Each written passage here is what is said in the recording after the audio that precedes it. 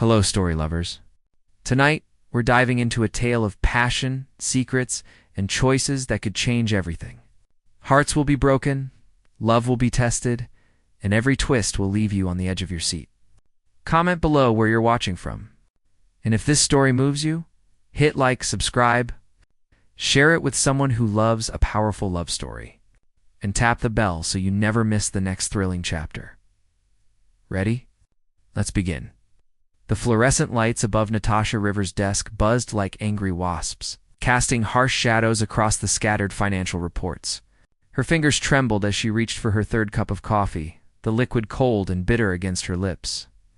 The Stone Enterprises tower stretched 47 floors below her, but from Gabriel Stone's executive suite, the city looked small and conquerable. 3 months. 92 days of proving herself worthy of this impossible job. The numbers blurred together on her screen as exhaustion pulled at her eyelids.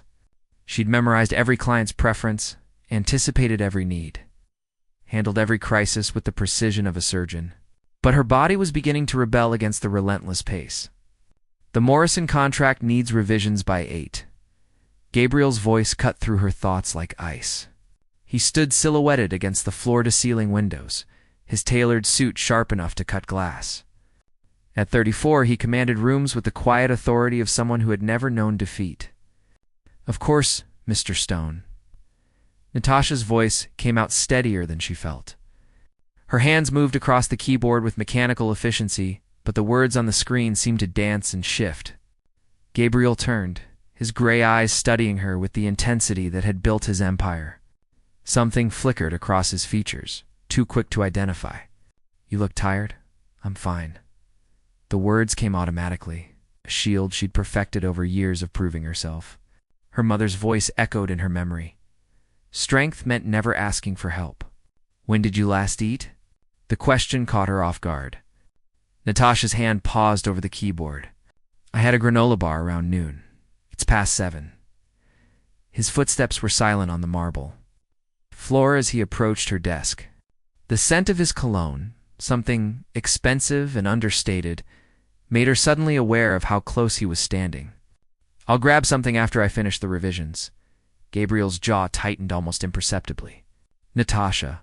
Something in the way he said her name, lower and rougher than his usual commanding tone, made her look up. Their eyes met, and for a moment the careful professional distance between them seemed to evaporate. She saw something raw and unguarded in his expression, a loneliness that matched the ache in her own chest. "You're going to make yourself sick," he said quietly. The concern in his voice was her undoing. The coffee cup slipped from her fingers, ceramic shattering against marble as hot liquid splashed across her white blouse. Natasha jumped back, gasping, but her legs gave out beneath her. The room tilted sideways as darkness crept in from the edges of her vision. Strong arms caught her before she hit the floor. Gabriel's voice seemed to come from very far away as consciousness slipped through her fingers like water. "Security. I need a medic in my office now." Natasha woke to the soft hum of an air purifier and the unfamiliar weight of Egyptian cotton sheets. Moonlight streamed through windows that showed a view she didn't recognize, the city sprawling far below like scattered diamonds. This wasn't her cramped studio apartment. "You're awake." Gabriel's voice came from the shadows beside her bed. He sat in a leather chair, his tie loosened, sleeves rolled up to reveal strong forearms. Stubble darkened his jaw, and his usually perfect hair was disheveled. "Where am I?" Her voice came out as a whisper. "My apartment. The medic said you were severely dehydrated and exhausted. I couldn't send you home alone." He leaned forward, elbows on his knees. "When did you last have a full meal?" "A full night's sleep?" Heat flooded her cheeks. "Mr. Stone, I appreciate your concern, but I can take care of myself." "Can you?" The question hung between them like a challenge. "Because from where I'm sitting, it looks like you're killing yourself trying to prove something. I'm trying to do my job." She struggled to sit up, but dizziness made the room spin. Gabriel was beside her in an instant, his hands gentle but firm on her shoulders. "Your job isn't worth your health." His face was inches from hers now, and she could see gold flecks in his gray eyes. "Trust me, I learned that lesson the hard way. Easy for you to say." You were born into this world. The words slipped out before she could stop them, sharp with exhaustion and frustration. Something dangerous flickered in his expression. Born into it? His laugh was bitter. You think having money made any of this easier? Didn't it? Gabriel stood abruptly, running a hand through his hair. He walked to the window, his reflection ghost-like in the glass. My father built this company from nothing, then forgot he had a family. My mother died when I was 16, alone in a hospital room, because he was in Tokyo closing a deal. I inherited an empire, but I also inherited the knowledge that success costs everything you actually care about. The raw pain in his voice made her chest tighten. Gabriel, I didn't mean... I've watched you work these past months. You remind me of him. Of me. He turned back to face her, and the vulnerability in his expression took her breath away. You're brilliant, dedicated, everything this company needs. But you're also drowning. I won't watch that happen again. Silence stretched between them, heavy with unspoken truths.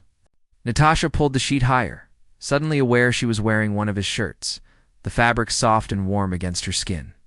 Why do you care? The question escaped before she could stop it. Gabriel's smile was sad and knowing. Because you see people. Really see them. When Mrs. Chen from accounting mentioned her grandson's surgery, you sent flowers. When Marcus from IT worked late fixing the servers, you ordered his favorite pizza. You notice the things that matter? That's just being decent. No. He moved closer, his voice dropping to barely above a whisper. That's being human. Something I forgot how to be until you walked into my office. The air between them crackled with electricity. Natasha's heart hammered against her ribs as Gabriel reached out, his fingers barely grazing her cheek. This is complicated, she whispered. Everything worth having is... Before either of them could think better of it, his lips found hers. The kiss was gentle at first, tentative, then deeper as her hands fisted in his shirt. For a moment, the carefully constructed walls around both their hearts crumbled completely. Gabriel pulled back suddenly, his breathing ragged. I should go. Let you rest. But as he reached the door, Natasha's phone buzzed on the nightstand. The caller ID made her blood run cold. Marcus Chen. What are you doing calling this late? Gabriel's business partner never called unless something was catastrophically wrong. Gabriel needs to know. Marcus's voice was tight with panic through the speaker. The Morrison deal? The one Natasha's been working on? Someone leaked our confidential terms to Blackwater Industries. They're undercutting us by exactly the margin we were planning to negotiate. Gabriel's face went stone cold. His eyes found Natasha's, and in them, she saw the exact moment trust turned to suspicion. The silence in Gabriel's apartment was deafening. He stood frozen by the door, Marcus's words echoing through the room like gunshots. Natasha watched the warmth drain from his eyes, replaced by the cold calculation that had built his empire. Gabriel, you can't possibly think You were the only one with access to those files. His voice was steady. Controlled, but she heard the betrayal beneath the surface. The only one outside the inner circle who knew those exact figures I would never. She struggled to get out of bed, but the room spun violently. You know me? After tonight? After what just happened between us? How can you even... I don't know you. The words hit her like physical blows.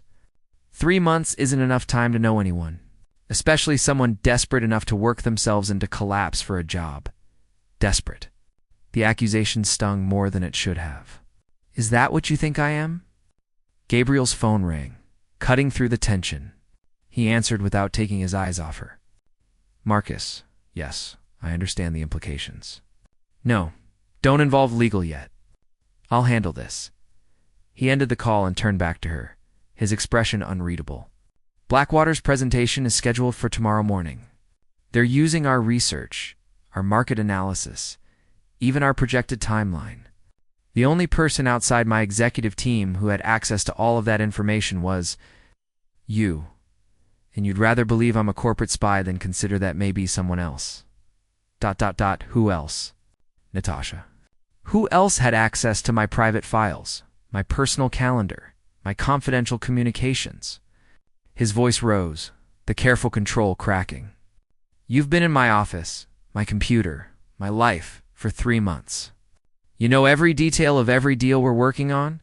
The accusation hung between them like a blade. Natasha felt something inside her chest break, sharp and final. "Get out," she whispered. "This is my apartment." "Then I'll leave." She forced herself to stand, ignoring the dizziness. "But I want you to know something, Gabriel Stone. I've never betrayed anyone in my life. I wouldn't know how. Unlike some people, I wasn't raised to see everyone as a potential threat." She grabbed her clothes from the chair where they'd been carefully folded, probably by his housekeeper. Her hands shook as she dressed, fury and heartbreak warring in her chest. "Natasha, if you have information that could help explain information." She whirled to face him, eyes blazing. "Here's your information. 3 months ago, you hired me because I was hungry enough to work harder than anyone else.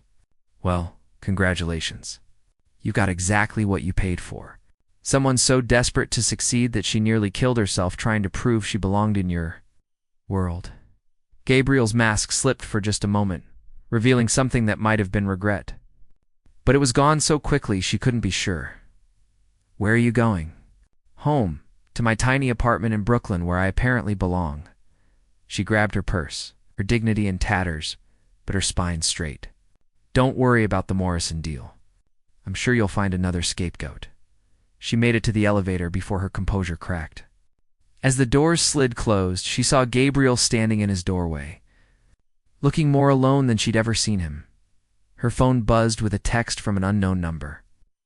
"The coffee shop on 5th and 42nd, 1 hour. Come alone if you want to know who really sold out your precious boss." A friend Natasha stared at the message, her mind racing. Someone else knew about the leak? Someone who wanted to meet in the shadows of the city that had promised her everything and delivered heartbreak instead. She looked up at the elevator's reflection, seeing a woman she barely recognized. Exhausted, betrayed, but not beaten. Not yet. The elevator reached the ground floor, and Natasha stepped out into the night, walking toward what might be the second biggest mistake of her life. The coffee shop was nearly empty at midnight, fluorescent lights humming over scattered newspapers and abandoned cups. Natasha chose a corner booth, her back to the wall. Every instinct her father had taught her about Detroit streets suddenly sharp and alive. A woman approached, elegant despite the late hour, her silver hair pulled back in a perfect chignon. She wore Chanel-like armor and carried herself with the confidence of someone who had never been told no. "Victoria Stone," the woman said, sliding into the opposite seat.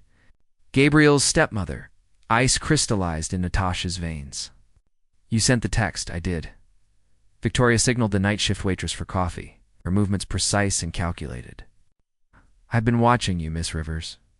Quite closely, actually. Why?" "Because you're the first person in years to get past my stepson's defenses. The first person he's brought to his personal residence. The first person to make him remember what it feels like to be human instead of just profitable." Victoria's coffee arrived. She stirred it with silver precision. "That makes you dangerous?" "Dangerous to whom?" "To me, to my position, to the very comfortable life I've built on the foundation of Gabriel's emotional isolation." Victoria's smile was sharp as glass. "You see, my dear, a lonely billionaire is a manageable billionaire. But a man in love? That's an entirely different creature."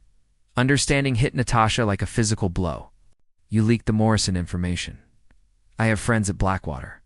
Old friends who remember favors owed." Victoria sipped her coffee, as if discussing the weather.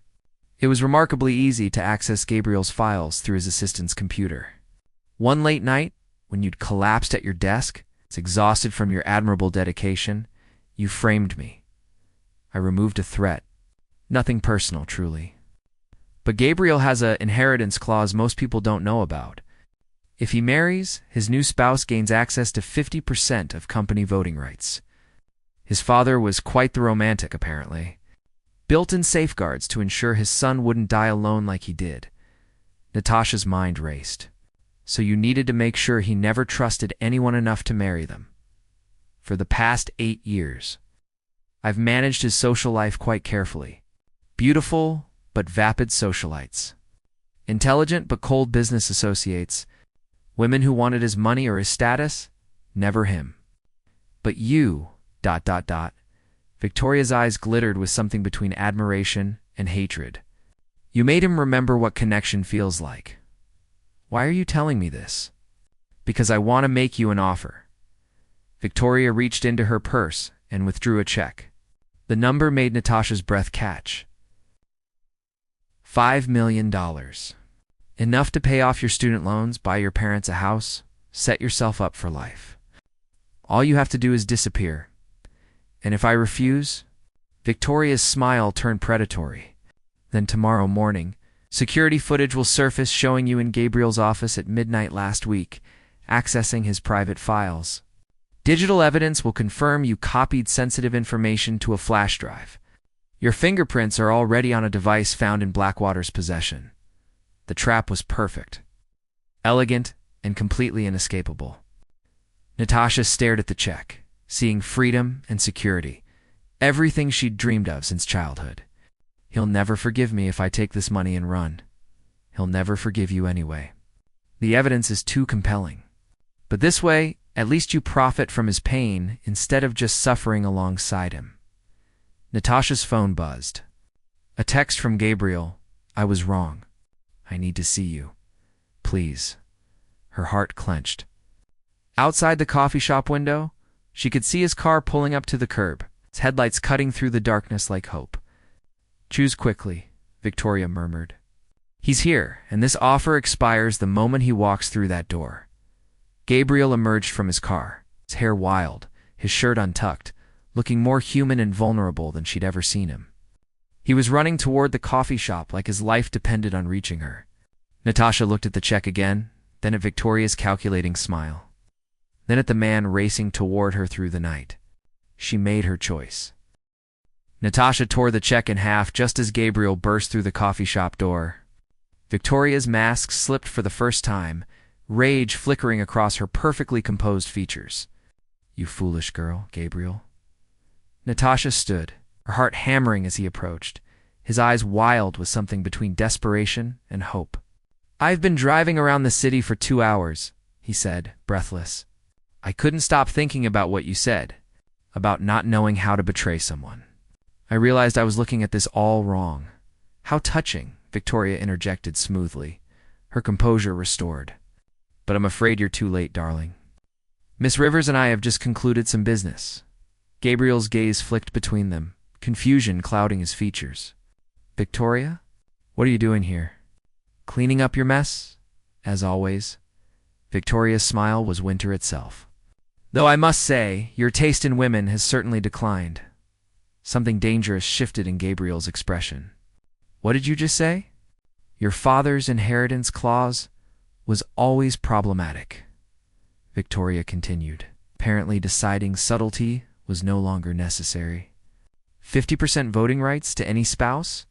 He was far too sentimental for his own good. The color drained from Gabriel's face as understanding dawned. You've been sabotaging my relationships. For 8 years, I've been protecting our family's interests. Our family. Gabriel's voice was deadly quiet. You married my father for his money and spent 3 years making his life miserable before he died? You're not family. You're a parasite. Victoria stood gracefully, smoothing her skirt. Nevertheless, the damage is done. Miss Rivers' betrayal is already documented. Security footage, digital evidence, witness testimony. Quite thorough, really, except for one problem, Natasha said softly. Both of them turned to her. I recorded our entire conversation. She held up her phone, the recording app still running. Victoria's face went ashen. Every word, Natasha continued. Your confession about accessing Gabriel's files, framing me, manipulating his relationships for 8 years, all of it.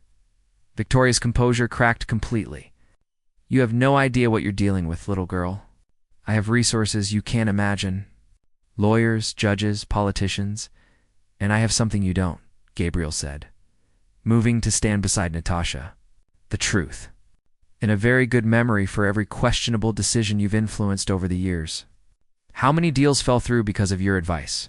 How many relationships ended because you whispered poison in my ear? Victoria's laugh was bitter. You think you've won? Even if you expose me, you're still broken, Gabriel. Still the lonely, damaged boy who's afraid to trust anyone. She'll leave you eventually. They always do. Maybe, Gabriel said quietly, taking Natasha's hand. But that's my choice to make, not yours. Victoria gathered her purse, defeat written in the set of her shoulders. This isn't over. Yes, it is. Gabriel's voice carried the steel that had built empires. Security will escort you from the building tomorrow. Your access is revoked. Your monthly allowance ends immediately. And if you come near either of us again, that recording goes public along with a very detailed audit of your activities as my advisor. Victoria left without another word, her heels clicking against the linoleum like a countdown to exile. Gabriel turned to Natasha, vulnerability replacing the steel in his expression. I should have trusted you. I should have known. You couldn't have known. She's been playing this game longer than either of us has been alive. Natasha reached up to touch his cheek. But you came looking for me. Even thinking I'd betrayed you, you came. I couldn't bear the thought of you being alone in the city. Even if you hated me. His hand covered hers. I love you, Natasha.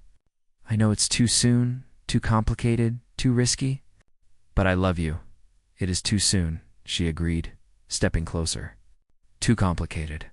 Definitely too risky. And her smile was sunrise after the longest night. And I love you too. Despite all the reasonable arguments against it, Gabriel's kiss tasted like coffee and new beginnings. Outside the window, the city continued its restless dance. But inside the small coffee shop, two wounded souls began to heal each other with the simple act of choosing trust over fear. 6 months later, Natasha would become the youngest VP in Stone Enterprises history. A year after that, she'd accept Gabriel's proposal in the same coffee shop where they'd found their way back to each other. But none of that mattered as much as this moment, standing in the fluorescent glow of midnight. Holding on to something real in a world full of beautiful lies.